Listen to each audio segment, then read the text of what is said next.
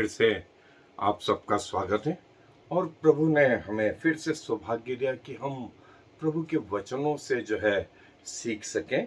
और जैसा मैं पिछले दिनों आपको बराबर ये बताता जा रहा था कि हमारा प्रभु यीशु मसीह पूरे क्रिएशन में, पृथ्वी को बनने के पहले वो स्वर्गदूतों को बनाया, उनसे भी श्रेष्ठ, और पिता और पवित्र आत्मा के साथ त्रिएकता में।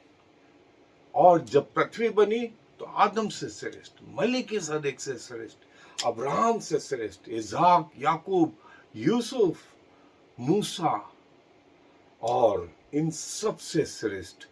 और आज हम एक और महत्वपूर्ण हिस्सा देखेंगे, वो ये कि हमारा प्रभु यीशु मसीह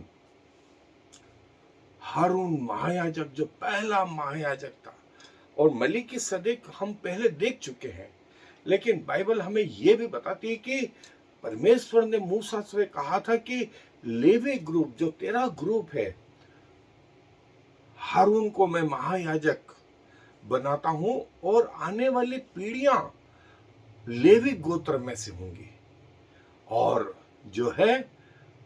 वे मेरी सेवा करेंगे। अलग अलग प्रकार की सेवा प्रभु ने मूसा को बताई कि हारून ये करेगा और उसके बेटे और उसके सारे उसका कुनबा ऐसा करेगा।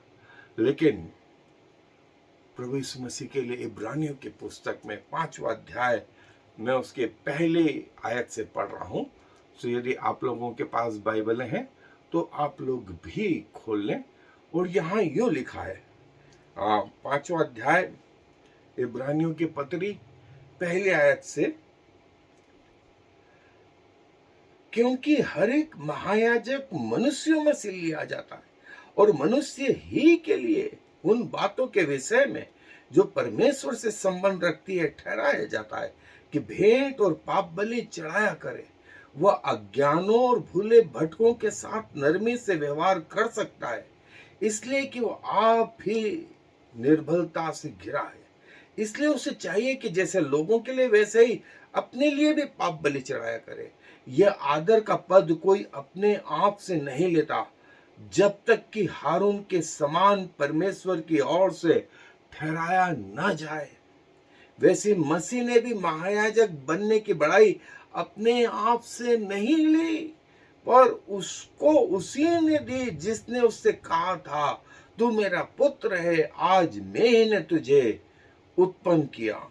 और प्रभु इस मसीह के लिए कहा गया कि वो लेवी गोत्र का नहीं था, लेकिन उसका अनाइंटिंग, उसका अभिषेक परमेश्वर की ओर से हुआ। वही परमेश्वर जिसने लेवी ग्रुप को बनाया, जिसने मलिकिसदेक, जिसके गोत्र का अता पता नहीं था, लेकिन अब्राहम ने अपना 10वां अंश मलिकिसदेक को दिया। और यही इसी इब्रानियों में लिखा, तुम मलिकिसदेक की रीति पर सदा का याजक है, सदा का याजक है।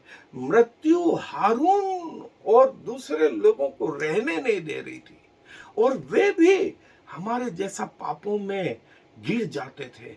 इसलिए प्रतिदिन सुबह आते और बलिदान चढ़ाते, शाम को दूसरा ग्रुप आता और फिर बलिदान चढ़ाता।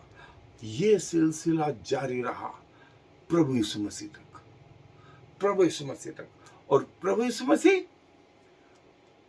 जब शास्त्रियों और फरीसियों ने उनसे पूछा कि तेरा अभिषेक किसने किया, कौन से महायाजक ने तेरा अभिषेक किया, तो प्रभु यीशु मसीह ने कहा, मैं भी तुमसे एक सवाल पूछता हूं, यूहन्ना बपतिस्मा दाता का अभिषेक किसकी ओर से हुआ था, याजक की ओर से या परमेश्वर की ओर से?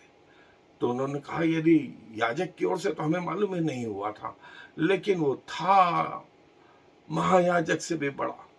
और यदि हम यूं कहें कि वो परमेश्वर की ओर से, तो वो फिर कहेगा कि तुमने उसकी सुनी क्यों नहीं? सो दोस्तों, जब उन्होंने कहा, सदूकी और फरीसियों ने कहा कि हमें नहीं मालूम, कि यूहन्ना बपतिस्मा देने वाले का अभिषेक किसने किया, तो प्रभु यीशु मसीह ने भी कहा, मैं भी तुम्हें नहीं बताता कि मेरा अभिषेक किसने किया। जबकि लूका रचित सुसमाचार में उसके चौथे पांचवें अध्याय में जब उन्हें पुस्तक पढ़ने को दी गई, उसने यशायाह में से वो जगह निकाली, वहां लिखा हुआ है, परमेश्वर ने मेरा अभिषेक किया है, परमेश्वर ने, पिता ने मेरा अभिषेक किया है। और देखें, ये अभिषेक फिर आगे इस मसीह के चेलों में, पतरस, याकूब, यूहन्ना, सारे चेलों में जारी रहा, ये पौलुस में जारी रहा, ये अन्यों में, और ये अभिषेक आज तक जारी है, आज तक जारी है। लेवी ग्रुप के कई तो इजरायली भी नहीं है, लेकिन अभिषेक किसकी ओर से हुआ?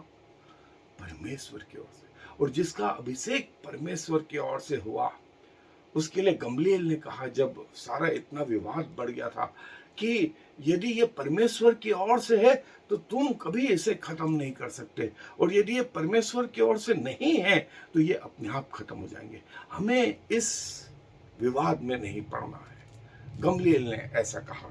सो दोस्तों, ये प्रभु यीशु मसीह का अभिषेक पिता की ओर से, और आज हम ये देख रहे हैं कि हारून तो मर गया, आने वाली पीढ़ियां भी मर गई, लेकिन प्रभु यीशु मसीह सर्वश्रेष्ठ। सो दोस्तों, ये हमारा प्रभु यीशु मसीह जो हारून के अभिषेक से भी ऊंचा, और जिसका अभिषेक स्वयं परमेश्वर ने किया, स्वयं परमेश्वर ने किया। और जो है वो जो हिस्सा हमने पढ़ा कि हारून और मूसा को परमेश्वर अपनी दया के कारण लेकर के आया, और जो है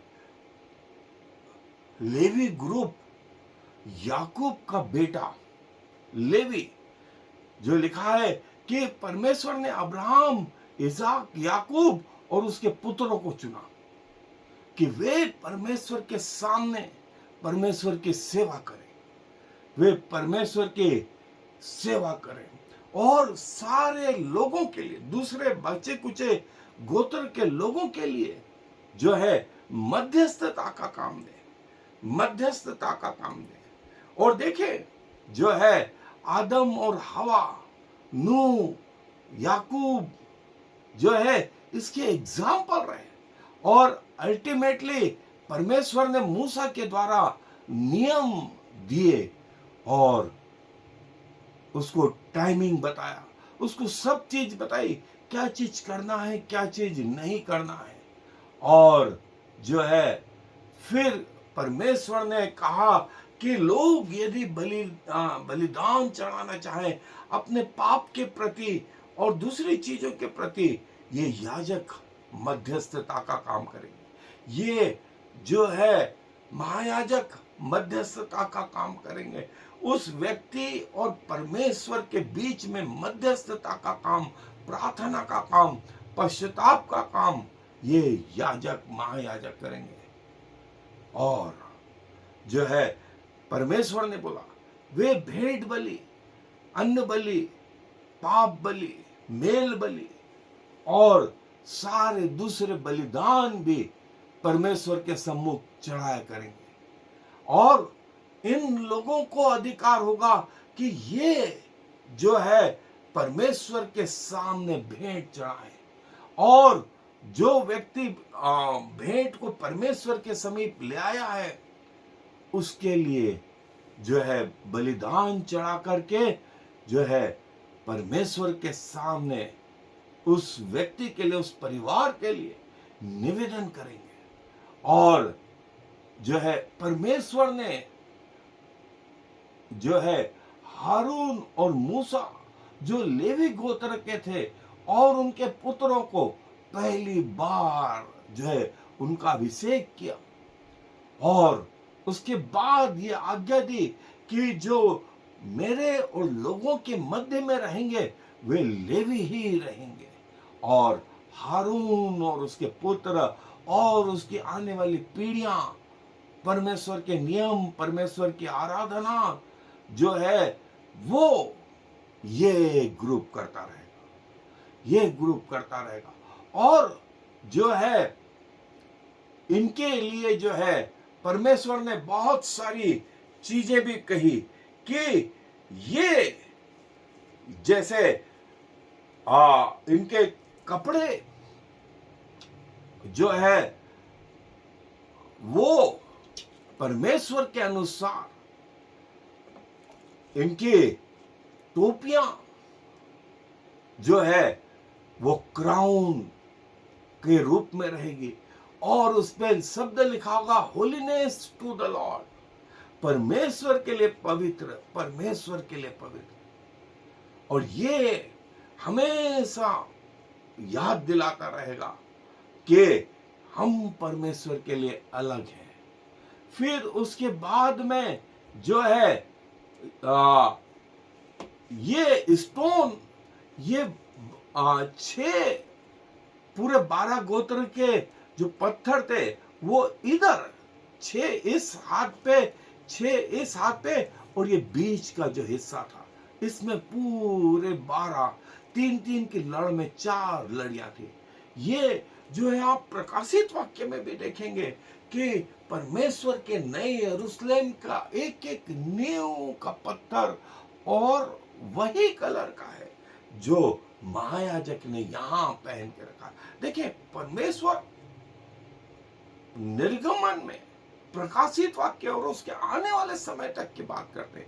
ये बात शायद हारून को और उनके याजकों को नहीं मालूम होगी, लेकिन प्रकाशित वाक्य के जो है 21वें अध्याय में परमेश्वर ने वो बताया नया यरूशलेम, नया यरूशलेम ऐसा होगा, और उसमें जो नींवों के पत्थर होंगे वो उसी कलर के होंगे जो महायाजक को परमेश्वर ने कहा था हर गोत्र के अनुसार।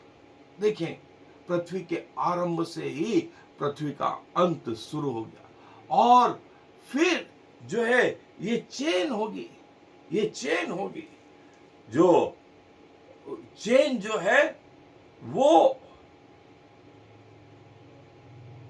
यहां पर ये चेन देखें, ये कुछ और अच्छा चित्र है।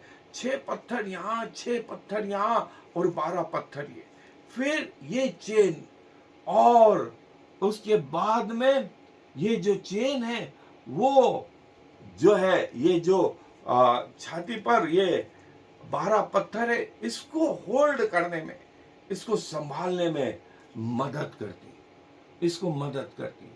और ब्रेस प्लेट जो हमने देखा वो ये जिस पर जो है 12 गोत्रों का स्मरण रहता, 12 गोत्रों का स्मरण रहता। और फिर एक और महत्वपूर्ण चीज जो है उर्रीम और तुम्मीम, ये इस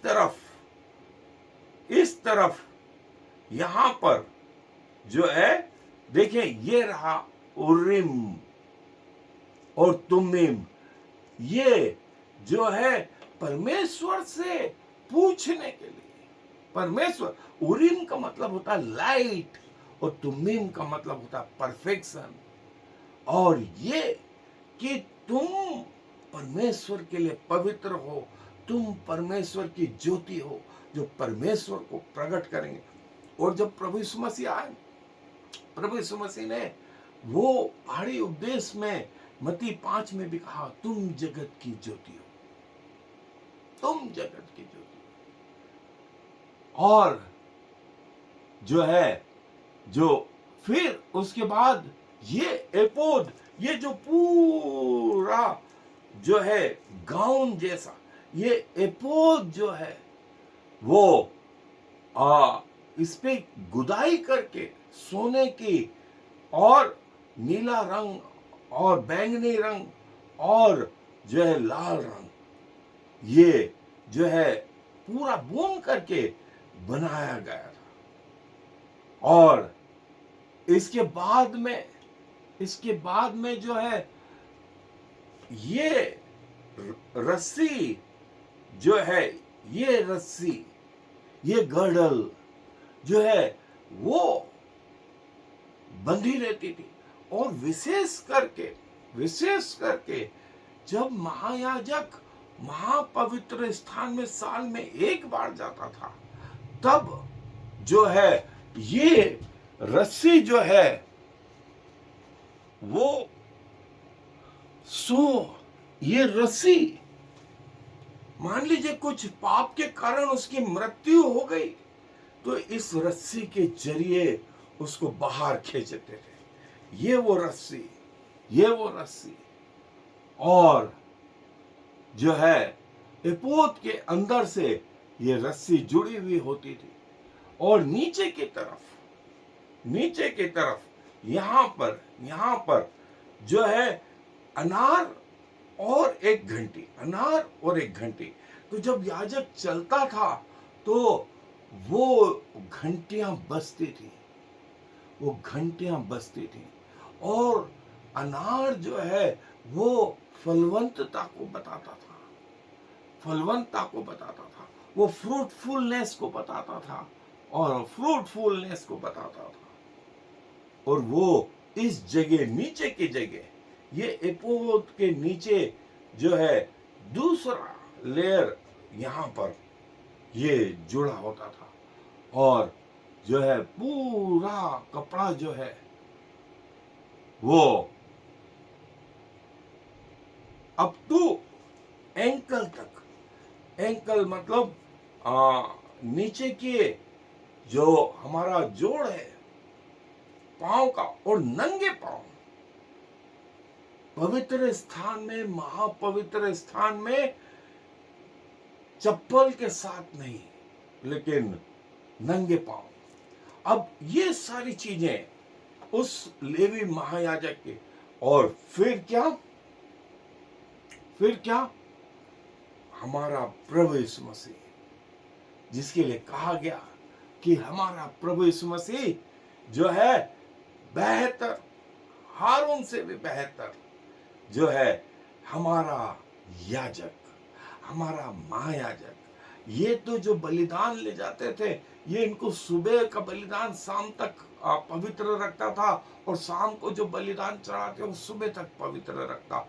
ये भी पाप से जो है, ये पुराने समय में ये भी पाप से ग्रसित होते थे, इसलिए पाप का परिणाम मृत्यु वो इनको भी ग्रसित कर लेती थी।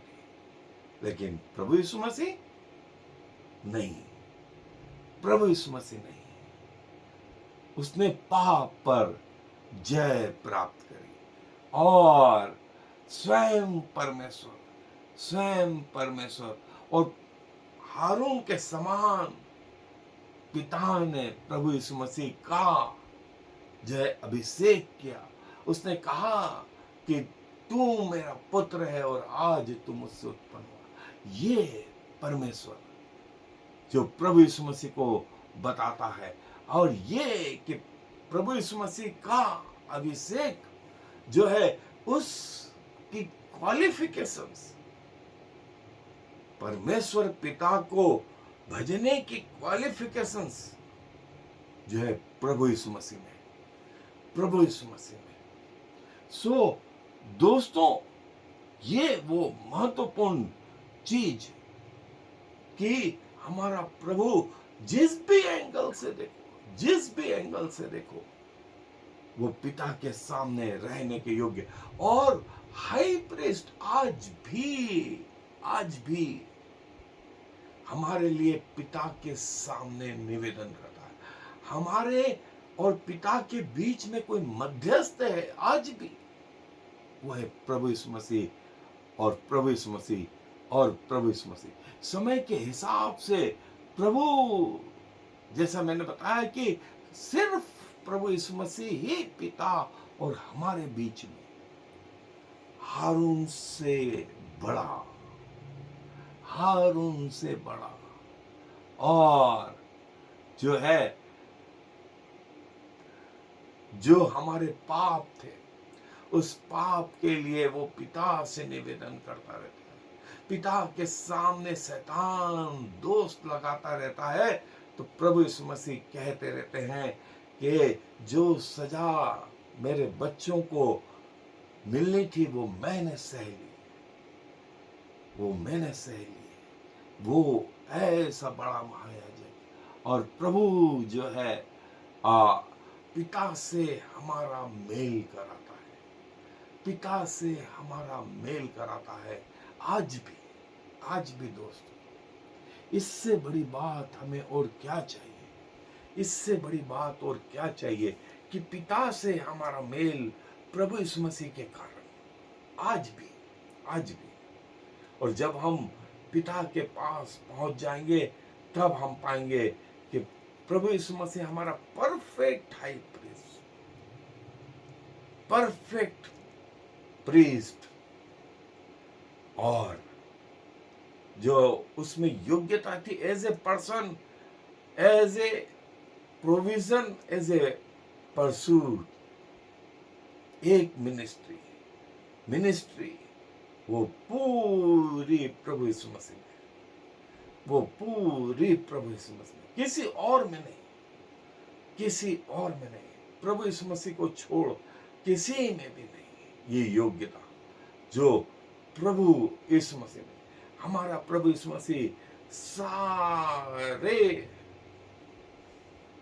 प्रॉफिट से बढ़कर, सारे प्रीस्ट से बढ़कर और सारे राजाओं से बढ़कर, हारून जो है पृथ्वी का और लेवी ग्रुप का इम्परफेक्ट आदमी, लेकिन प्रभु यीशु मसीह स्वर्गीय मलिक के शरीर के समान हमेशा के लिए परफेक्ट।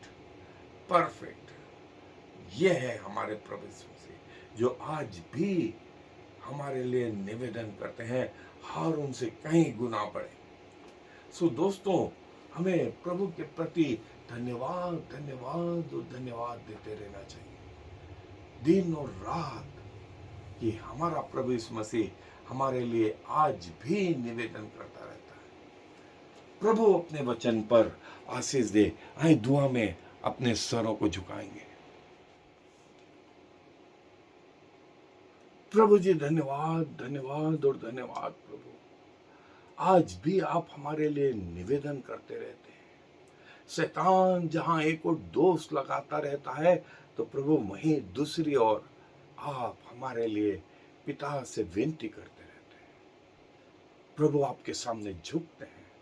हमारे जीवन का उद्देश्य आपके नाम के महिमा, आपकी आराधना, आपको धन्यवाद देते हुए पाए जाएं, आपकी संगति में, आपके वचन में प्रार्थना करते हुए, आपकी गवाही रखते हुए आपकी मेज के करीब पाए जाए। ये उसी दिन अलग हो जिस दिन हमारी मृत्यु हो। प्रभु धन्यवाद देते हैं जो आप कान देते तो खुद भी सुनते हैं, जो आंख देते तो खुद भी देखते हैं, जो मन देते हैं खुद भी सोचते विचारते हैं। सारा मान सम्मान गौरव आपको देते हुए इस विनती को प्रभु यीशु मसीह के नाम से मांग लेते हैं। आमीन। I am the Lord. There is no other God. I have prepared you even though you do not know me, so all the world from east to west will know there is no other God. I am the Lord, and there is no other.